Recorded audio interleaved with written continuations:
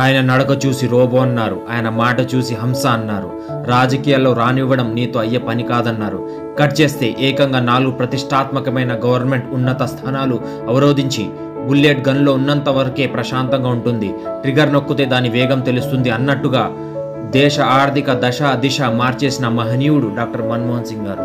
ఒక reserve bank గవర్నర్గా, రాజ్యసభ ఎంపీగా, ఫైనాన్స్ మినిస్టర్గా, 10 సంవత్సరాలు దేశ ప్రధానమంత్రిగా ఏ పదవిలో ఉన్నా సైలెంట్గా తన పని తాను చేసుకుంటూ దేశాన్ని ముందుకు తీసుకెళ్లారు. భారత జనాభా ఇంకో 30 కోట్లు పెరిగినా ఆర్థికంగా ఏ పశ్చిమ దేశం ముందు తలొంచాల్సిన అవసరం లేకుండా దృఢమైన ఆర్థిక పునాదులు వేసి భారత్ ఈరోజు 4 ట్రిలియన్ ఎకనామీ వైపు ముందడుగు వేసేలా చేసిన మాస్టర్ మైండ్ ఆయన. మనం ఈరోజు చూస్తున్నాం, పొరుగు దేశాలైన పాకిస్తాన్, శ్రీలంక, చైనా ఉచ్చులో పడి ప్రపంచ దేశాల ముందు అడుక్కు తింటున్నాయి, పీకల్లోతు అప్పుల్లో ఉన్నాయి. ఈ తోడేలు చైనా ధోరణి అప్పుడే పసిగట్టి విదేశీ లావాదేవీలను ఫిల్టర్ చేస్తూ ఎంతో జాగ్రత్తగా ఫారిన్ ట్రేడ్ పాలసీ రూపకల్పన చేసిన అపార చాణక్యుడు డాక్టర్ సింగ్. ఈరోజు మనం చూస్తున్నాం, doctor Jaishankar external affair minister of India.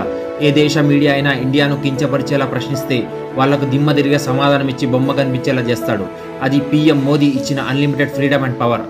అలాగే ఆనాడు 1991లో తెలుగు తేజం ఇండియాస్ 9th ప్రైమ్ మినిస్టర్ అయిన పివి నరసింహారావు గారు ఎవరు వద్దన్న మన్మోహన్ సింగ్ గారిపై అపార నమ్మకం ఉంచి దేశ భవిష్యత్తు నీ చేతిలో ఉంది, కాపాడు సింగ్ అని ఇండియా ఆర్థిక పరిస్థితి చెక్కదిద్దమని అన్లిమిటెడ్ ఫ్రీడమ్ మరియు సపోర్ట్ ఇచ్చారు.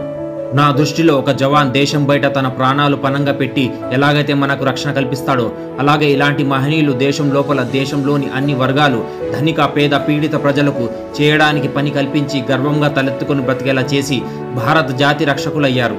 డాక్టర్ సింగ్ మరియు పివి నరసింహారావు గారి జాయింట్ డెసిషన్ ఈ రోజుకి కొన్ని అభివృద్ధి దేశాలు వాళ్ళ పాఠ్యపుస్తకాల్లో ముద్రించుకొని ఒక కేస్ స్టడీలా వాళ్ళ ఎకనామిక్ స్టూడెంట్స్కి బోధిస్తున్నారంటే 1991 క్రైసిస్ అనేది ఎంత డేంజరస్గా ఉండిందో మనం ఊహించలేము.